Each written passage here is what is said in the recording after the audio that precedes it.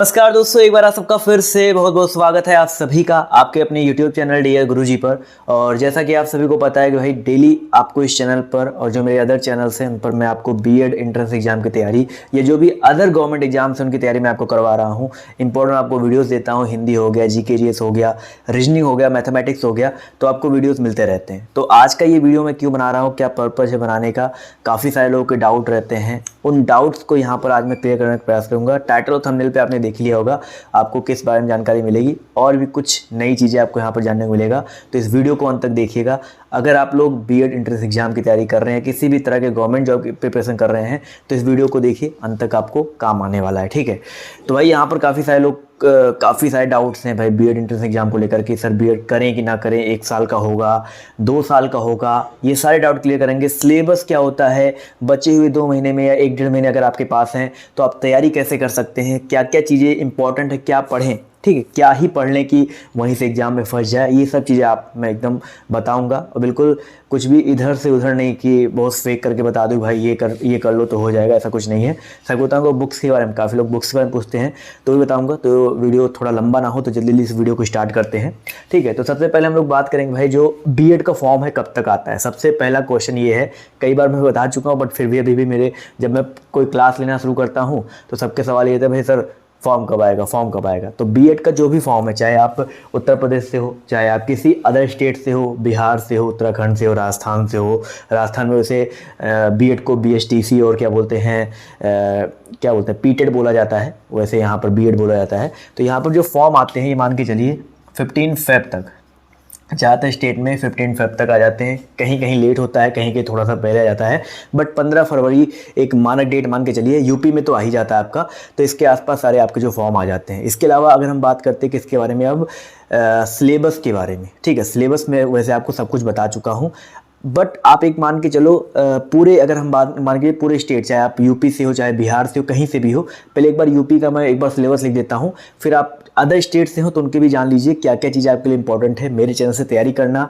Delhi university वालों के लिए, बिहार के लिए, झारखंड के लिए, उत्तराखंड के लिए आपको बेनिफिशियल होगा नहीं होगा वो मैं आपको बताऊंगा। एक बार उत्तर प्रदेश का सिलेबस इन शॉर्ट में बता देता हूँ, उत्तर प्रदेश में क्या क्या चीज़ें आती हैं, कैसे कैसे बटे हुए मास मार्किंग के साथ मैं आपको बता देता हूँ। ये वीडियो आपको हमेशा काम आएगा, इस वीडियो को सेव करके रख लीजिएगा और अपने दोस्तों को शेयर जरूर कर दीजिएगा। तो उत्तर प्रदेश की अगर हम बात करते हैं भाई, यहाँ पर 2 पेपर होते हैं। ठीक है, एक आपका होता है फर्स्ट पेपर, एक आपका होता है सेकेंड पेपर। ठीक है, यूपी का लिख रहा हूँ बट सब लोग ध्यान से देखो, बहुत ज़्यादा अंतर नहीं है। फर्स्ट पेपर में आपका आता है हिंदी।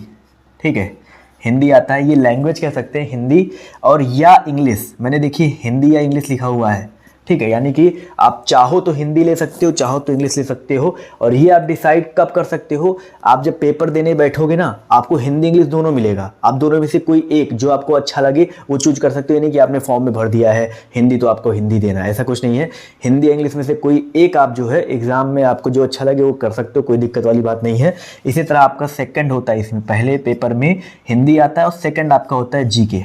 ठीक है, ये कितने क्वेश्चन होते हैं भाई, इसके 50 क्वेश्चन होते हैं, इसके भी 50 क्वेश्चन होते हैं और पूरा आपको अनिवार्य होता है, ऐसा नहीं कि 50 में से कुछ कम करने कुछ ज़्यादा करने हैं। तो पहले पेपर में आपके 100 क्वेश्चन होते हैं। ठीक है, 100 क्वेश्चन होते हैं, एक क्वेश्चन पे आपको जो है 2 नंबर मिलता है, एक क्वेश्चन पे 2 नंबर मिलता है और आपकी 1/3 माइनस मार्किंग है, यानी कि 2 नंबर पे 2/3 माइनस मार्किंग हो जाती है। उसके लिए मैंने आपको बता रखा है माइनस मार्किंग अच्छी खासी तगड़ी होती है, तो माइनस मार्किंग को ध्यान में रखना है, क्योंकि अगर आप एक भी क्वेश्चन फालतू का जो है गलत लगा के आते हैं तो सीधे आपके जो है 1.66 1/3 के हिसाब से 0.33 होता है, बट 2 नंबर है इस वजह से 0.66 नंबर आपके कट जाते हैं, तो उसको ध्यान में रखिएगा।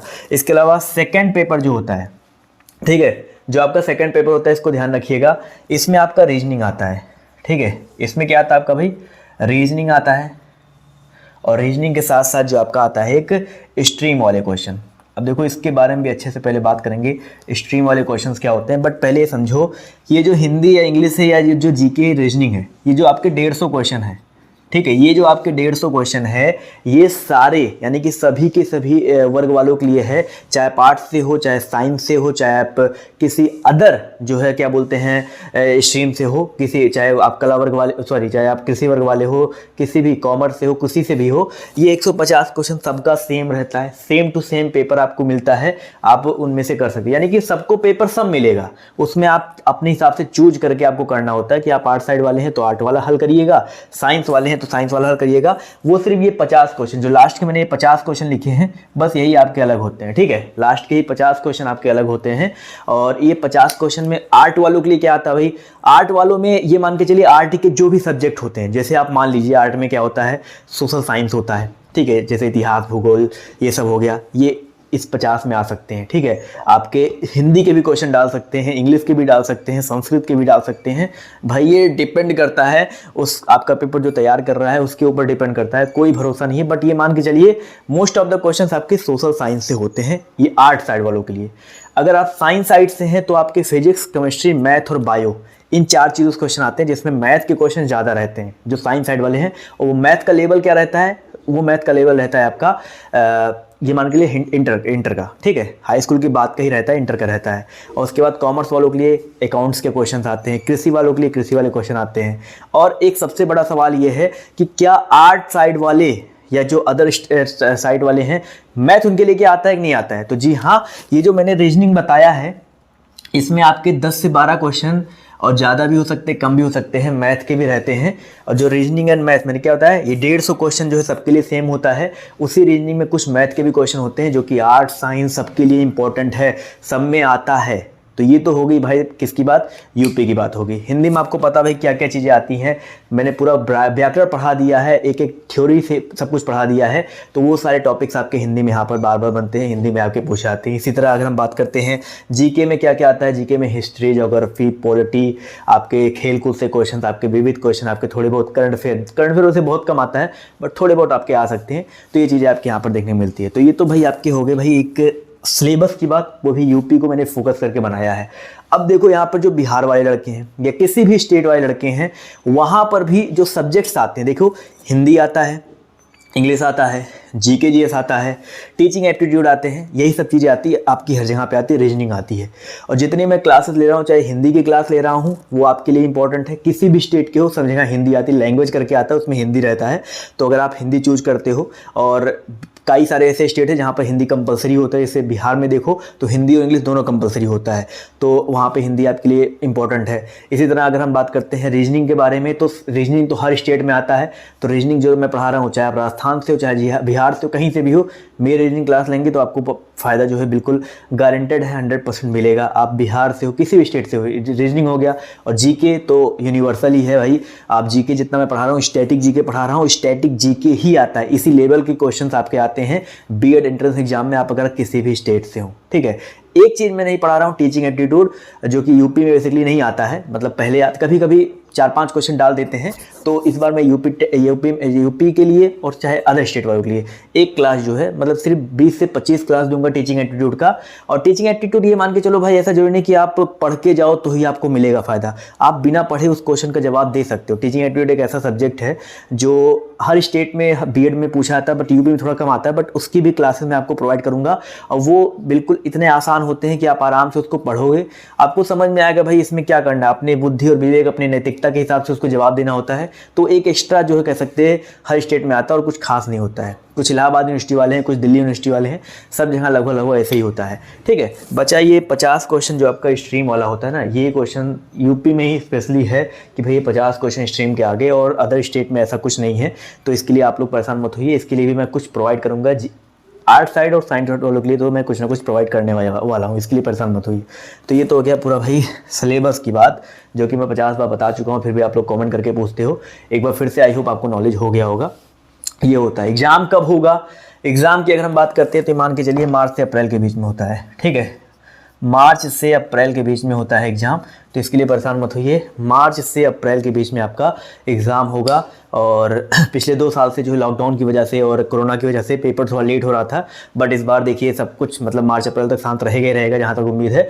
तो मार्च या अप्रैल के बीच में आपका एग्ज़ाम हो जाएगा, ठीक है। इसके अलावा और क्या आपके डाउट बन रहे थे भाई, हाँ बीएड 1 साल का होगा, 2 साल का होगा, अभी भी सबके दिमाग में बने हुए हैं। तो भाई अगर इस बार लागू हो जाता है, जो जिसकी उम्मीद थोड़ी कम है, पेपर ऊपर में तो भैया निकल गया है, बट ऑफिशियल ऐसा कुछ नहीं आया है।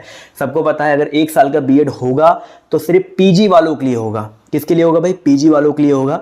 और एक बहुत बड़ा, ये तो सबको मैंने पहले क्लियर किया था, एक बहुत बड़ा डाउट ये बन रहा था लोगों के दिमाग में कि सर मैं अभी बीएससी कर रहा हूँ, 3rd ईयर में हूँ, रिजल्ट नहीं आया है, तो फॉर्म आप बता रहे हो 15 फरवरी को आ जाएगा, फॉर्म कैसे भरेंगे?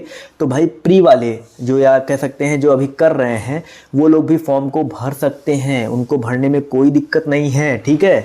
मतलब अपियरिंग वाले भी भर सकते हैं फॉर्म को, ये चीज़ गांठ बांध लीजिए। काफ़ी लोग के सवाल थे कि अपियरिंग वाले भरेंगे नहीं भरेंगे, तो अपियरिंग वाले भर सकते हैं। तो इसके लिए आप लोग बिल्कुल भी परेशान मत होइए, ठीक है। और कोई डाउट है आपके दिमाग में तो नीचे कमेंट बॉक्स में रखो।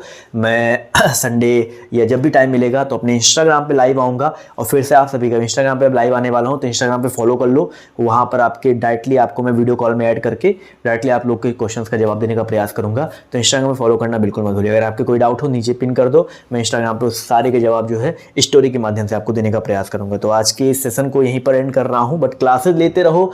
टाइमिंग आपको, आप सब्सक्राइब कर लो, टाइमिंग आपको मिलती रहेगी, टेलीग्राम पर जुड़ जाओ, अपडेट आपको मिलते रहेंगे। तो आज की सेशन में सिर्फ इतना ही। बाय बाय, टेक केयर, जय हिंद, जय भारत, धन्यवाद।